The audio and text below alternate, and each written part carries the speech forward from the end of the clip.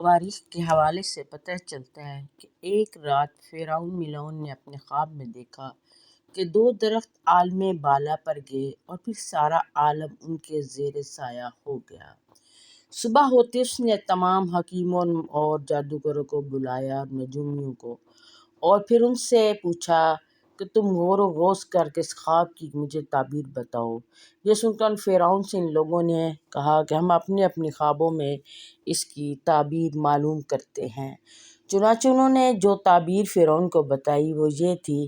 کہ ان 3 دنوں کے درمیان ایک ایسا لڑکا پیدا ہوگا جو آ کے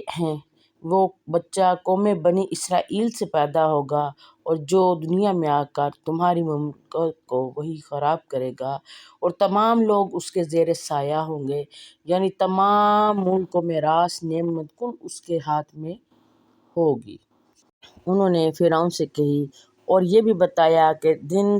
دن رات میں وہ لڑکا اپنے باپ کی پشت سے رحم مادر میں آئے گا۔ یہ سن کر فرعون نے گھبراہٹ محسوس کرتے ہوئے حکم دیا کہ جتنے بنی اسرائیل میں آج سے کوئی بھی ہے شخص وہ اپنی بیوی کے ساتھ بالکل نہ ہم بستر ہو،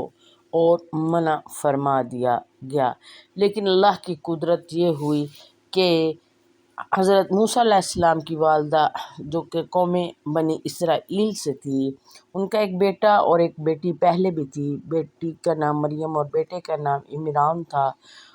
ان کا خاوند فرعون کے محل میں رہتا تھا، تو آپ پر ایسا غلبہ طاری ہوا کہ آپ فوراً محل میں جا پہنچی، اور اس کے بعد رحم مادر میں حضرت موسیٰ علیہ السلام جو ہے وہ تشریف لے آئے۔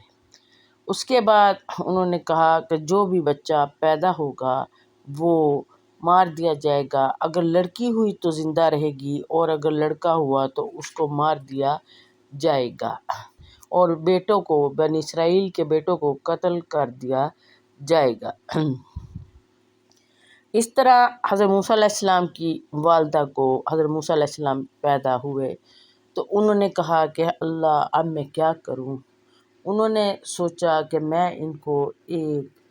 پالنے میں ڈال کر دریا میں چھوڑ دیتی ہوں، اور اپنی بیٹی سے کہا کہ بیٹی تم اس کے پیچھے پیچھے جاؤ اور دیکھو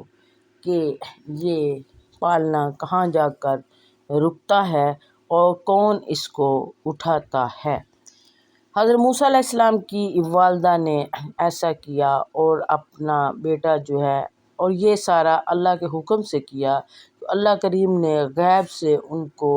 کشف یہ اس بات کا ڈالا کہ اپنے اس بچے کو تم دریا میں ڈال دو پالنے میں ڈال کر۔ حضرت موسیٰ علیہ السلام کی والدہ نے ایسے کیا، بچے کو دریا میں ڈال دیا پالنے میں ڈال کر، اور اس طرح سے وہ بچہ دریا میں چلنے لگا پالنا، اور آپ کی بہن جو تھی وہ ساتھ ساتھ بھاگ رہی تھی، اور وہ دیکھ رہی تھی کہ کس طرح یہ پالنا جاتا ہے، کیونکہ اللہ تعالیٰ کی طرف سے حکم ہوا تھا کہ موسیٰ علیہ السلام کی ماں کو کہ اس کو تم پالنے میں ڈال دو۔ آخر کار وہ پالنا اور صندوقچہ جو ہے وہ جا کر محل میں رکا، اور اس طرح سے وہاں کی کنیزیں جو وہاں دریا کے اوپر تھی، اور ساتھ فرعون مصر کی بیوی حضرت آسیہ علیہ السلام بھی وہاں تھی، انہوں نے دیکھا کہ ایک پالنا جو ہے وہ دریائے نیل میں تیر رہا ہے، اور انہوں نے دیکھا کہ وہ پالنا دھیرے دھیرے محل کی طرف آ رہا ہے۔ پالنے کے پیچھے یا صندوقچے کے پیچھے جو صندوقچہ پانی میں بہتا ہوا دریائے نیل سے اس نہر کے اندر سے جو فرعون نے اپنے محل کے اندر ایک بڑا سا حوض بنوایا تھا، وہاں سے ہوتے ہوئے ہے ترجمہ، اور ہم نے حکم بھیجا موسیٰ علیہ السلام کی ماں کو کہ اس کو دودھ پلا، پھر جب تم اس کو ڈرو تو اس کو ڈال دے اس کو دریائے نیل میں، اور اس میں نہ کچھ خطرہ کر اور نہ کچھ غم کر، پھر ہم پہنچا دیں گے تیری طرف اور کریں گے اس کو اپنے رسولوں میں۔ تب حضرت موسیٰ علیہ السلام کی والدہ یہ بشارت پا کر بڑی خوش ہوئی، اور آپ نے صندوقچہ تلاش کیا، اور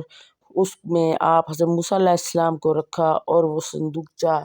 دریا کے سپرد کر دیا۔ اور پیچھے پیچھے حضرت موسیٰ علیہ السلام کی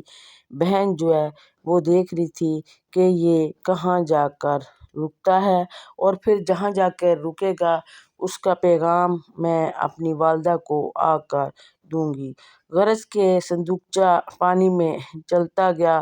اور موسیٰ علیہ السلام کی بہن مریم جو تھی وہ اس صندوقچے کو دیکھتی رہی اور دریا کے کنارے کنارے چلتی رہی، اور اس طرح سے چلتی رہی کہ اس کو کوئی شخص نہ دیکھ سکے۔ بس خدا کے حکم سے وہ صندوقچہ پانی میں بہتا ہوا دریائے نیل سے اس نہر کے اندر سے جو فرعون نے اپنے محل کے اندر بنائی تھی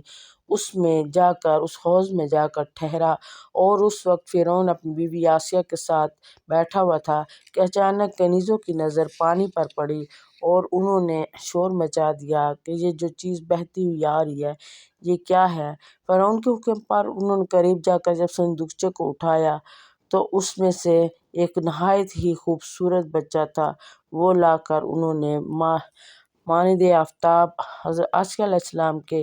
سامنے رکھا۔ آسیہ خاتون جو کہ مومنہ تھی، انہوں نے صندوقچے کو کھولا اور بسم اللہ پڑھی۔ پھر اس میں دکھا ہے کہ ایک لڑکا مہتاب صورت ہے، اس کے نور سے سارا گھر فرعون کا روشن ہو گیا۔ یہ دیکھ کر فرعون کے دل میں اس کی محبت آ گئی۔ خدا تعالیٰ نے حضرت موسیٰ علیہ السلام کو ایک ایسی نیک صورت دی تھی کہ جو کوئی ان کی طرف دیکھتا تھا فریفتہ ہو جاتا تھا۔ پھر آسیہ خاتون نے فرعون سے کہا کہ مجھے فرزند نہیں ہے، میں اس کو پالوں گی۔ اور یہ واضح ہو گیا کہ آسیہ خاتون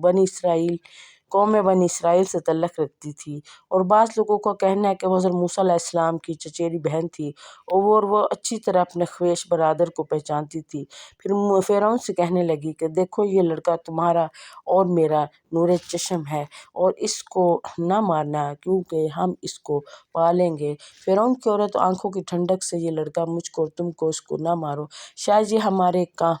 بڑا ہو کر ہمارے کام آئے اور ہم اس کو اپنا بیٹا بنا لیتے ہیں۔ اور اس طرح سے حضرت موسیٰ علیہ السلام جو ہے وہ رہنے لگے فرعون کے محل میں اللہ تعالیٰ کے فضل و کرم سے۔ پھر یہ ہوا کہ ایک دن دیکھا کہ لڑکا رو رہا ہے، تو وہ اس لیے رو رہا ہے جب حضرت آسیہ علیہ السلام نے اس کو اپنی گود میں اٹھایا تو خدا کے فضل و کرم سے حضرت موسیٰ علیہ السلام کے منہ سے جو لعاب نکل رہا تھا وہ لعاب جب ایک برس زدہ بچی کے ہاتھوں پر لگایا گیا تو وہ برس کی بیماری دور ہو گئی، جسے دیکھ کر آسیہ خاتون نے فرعون سے کہا کہ دیکھو یہ کیسا مبارک لڑکا ہے اور کس قدر یہ پیارا ہے، اور یہ اللہ کا برگزیدہ بچہ معلوم ہوتا ہے۔ پھر بہت سی دائیوں کو بلایا گیا جو حضرت موسیٰ علیہ السلام کو دودھ پلائیں۔ فرعون نے شہر کی بہت ساری دائیوں کو بلایا کہ وہ حضرت موسیٰ علیہ السلام کو دودھ پلائیں، لیکن حضرت موسیٰ علیہ السلام کسی کا دودھ نہ پیتے تھے۔ جب موسیٰ علیہ السلام کی والدہ کو خبر ہوئی تو وہ دوڑے دوڑے آئیں، اور موسیٰ علیہ السلام جب اپنی والدہ کے پاس پہنچے تو انہوں نے اپنی والدہ کا دودھ پی لیا، اور پھر اس طرح سے حضرت موسیٰ علیہ السلام کی جو والدہ تھی وہ خوش ہو کر فرعون کے گھر پر ہی آئی اور وہاں ہی وہ رہنے لگی، کیونکہ حضرت موسیٰ علیہ السلام کی والدہ نے جب ان کو اپنی گود میں لیا اور انہیں اپنا دودھ پلانا چاہا تو انہوں نے فوراً پینا شروع کر دیا، اور حضرت موسیٰ علیہ السلام کی والدہ خوش ہو کر فرعون کے گھر والوں سے یہ کہنا چاہتی تھی کہ یہ بیٹا میرا بھی ہے، تب فوراً اللہ تعالیٰ کے طرف سے ان کے دل میں القاء ہوا کہ اے خاتون یہ راز کسی پر ظاہر مت کرو۔